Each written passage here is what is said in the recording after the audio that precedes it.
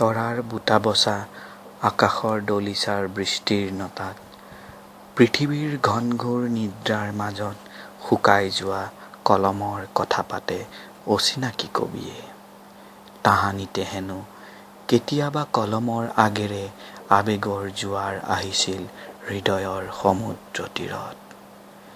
অভিভূত হৈছিল সময়ৰ বুকুৰে খোজকাঢ়ি অহা মহাপৰিনিৰ্বাণৰ সন্ধানৰত এজাক ভিক্ষু। জিলিৰ মাতে সৃষ্টি কৰা নাছিল কবিৰ বিনিদ্ৰ ৰজনী। বাল্মীকিৰ মহাপ্ৰয়াণৰ বহু আলোক বৰ্ষ দূৰত্বত যেন ঘাট মাউৰা হৈছিল কবিতাৰ শৈশৱ।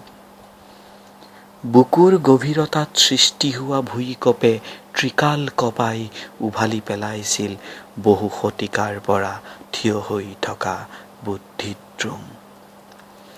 নিশাৰ নিস্তব্ধতাক খেলিমেলি কৰি এজাক টক বক জীৱনৰ ঘোঁৰাই চেকুৰি চেকুৰি পাৰ হৈ যায়।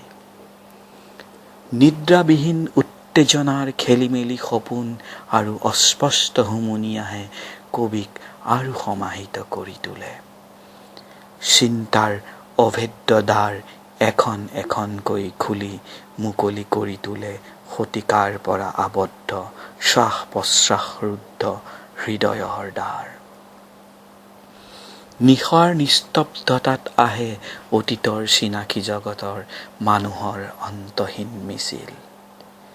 চিনাকি সুহুৰিৰ শব্দ আহে, পাহাৰত খুন্দা খাই প্ৰতিধ্বনি আহে।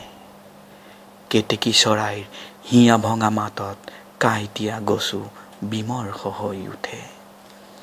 মৌনতা ভাঙি কবিয়ে নিদ্ৰাৰত কলমৰ কাণে কাণে কবিতাৰ তৰংগ সৃষ্টি কৰে।